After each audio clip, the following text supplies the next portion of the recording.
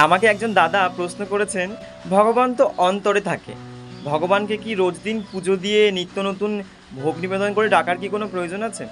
আচ্ছা, আমার প্রশ্ন আপনার কাছে, আচ্ছা আপনি রোজ দিন খাবার কেন খান? আপনি তো না খেয়েও থাকতে পারেন। রোজ দিন তো খাওয়ার কোনো প্রয়োজন নেই, তাই না? ৫ দিন না খেয়ে থাকলে তো আপনি মরে যাবেন না, তাই না? তো আপনি ৫ দিন না খেয়ে থাকবেন, ৫ দিন উপবাস করুন। তাহলে আপনি বুঝতে পারবেন কেন ভগবানকে ভোগ নিবেদন করা হয়।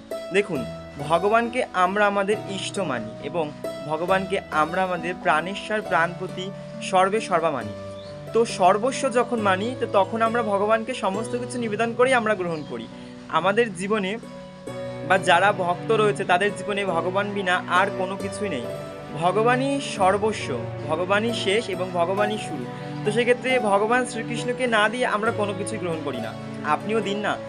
আমরা যাই পরিধান করি না কেন, জামা থেকে শুরু করে ধুতি সমস্ত কিছুই ভগবানকে নিবেদন করি এবং তারপর আমরা সেটা গ্রহণ করি। আশা করি আপনি আমার কথা বুঝতে পেরেছেন। আজকে থেকে আপনিও ভগবানকে ভোগ নিবেদন করুন না, দেখবেন মনে একটা আলাদাই শান্তি পাবেন এবং ভগবান যে সত্যি পৃথিবীতে রয়েছে তার প্রমাণও আপনি পেয়ে যাবেন।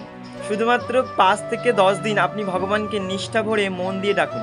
এই যে আপনারা অনেকেই বলেন, ঠাকুরকে মানসা করেছিলাম সোনার কানের দুল দেবো বা সোনার পায়ের নুপুর দেবো, সোনার টিকলি দেবো, সোনার চোখ দেবো, সেই জন্য ঠাকুর আমার মনস্কামনা পূর্ণ করেছে। আচ্ছা, যে পৃথিবী সৃষ্টি করেছে, যে আমাদেরকে সৃষ্টি করেছে, তার কি সোনা দানার কোনো প্রয়োজন আছে?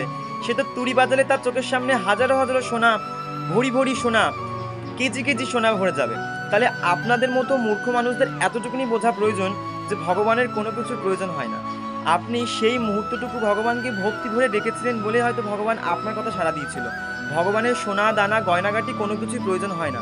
যারা বলেন যে মানসা করেছিলাম বলে ভগবান আমার মনের বাসনা পূর্ণ করেছে, তো এটা সম্পূর্ণ একটা ভুল ধারণা। ভগবানের সোনা দানার কোনো কিছু প্রয়োজন হয় না। আপনি হয়তো মানসা করেছিলেন যে ভগবানকে এটা দেবেন, কিন্তু আপনি সেই মুহূর্তে ভগবানকে মন প্রাণ দিয়ে ডেকেছিলেন, সেই জন্য ভগবান আপনার মনের বাসনাটা পূর্ণ করেছে, তাছাড়া আর কিছুই না। আলাদা করে ভগবানকে সোনা দানা গয়নাগাটি দেওয়ার কোনো প্রয়োজনই হয় না, কারণ ভগবানের কাছে সমস্ত কিছু থাকে।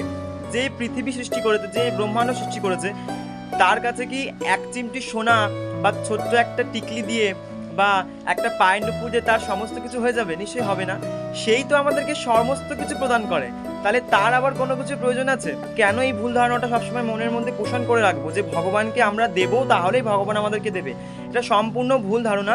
এই ভুল ধারণা থেকে আপনারা বেরিয়ে আসুন এবং ভগবানকে শুধুমাত্র মন প্রাণ দিয়েই ডাকুন। আশা করি আমি খুব সহজ ভাষায় তোমাদেরকে বোঝাতে পেরেছি। আমি চাইবো তোমরা সবাই ভগবানকে মন প্রাণ দিয়ে ডাকো এবং ভক্তিপথে তোমাদের মতি হোক। এরকম নিত্য নতুন তথ্য জানতে কিন্তু অবশ্যই আমার চ্যানেলটি সাবস্ক্রাইব করে রাখবেন এবং পাশে থাকা বেল আইকনটি অবশ্যই প্রেস করে রাখবেন, যাতে নতুন কোনো ভিডিও শেয়ার করলে সবার আগে তার নোটিফিকেশন তোমাদের কাছে পৌঁছে যায়। তো দেখা হচ্ছে আবারও নতুন কোনো ভিডিও নিয়ে। ততক্ষণের জন্য তোমরা সবাই ভালো থেকো, সুস্থ থেকো। জয় নিতাই, জয় গৌর, জয় রাধেশ্যাম।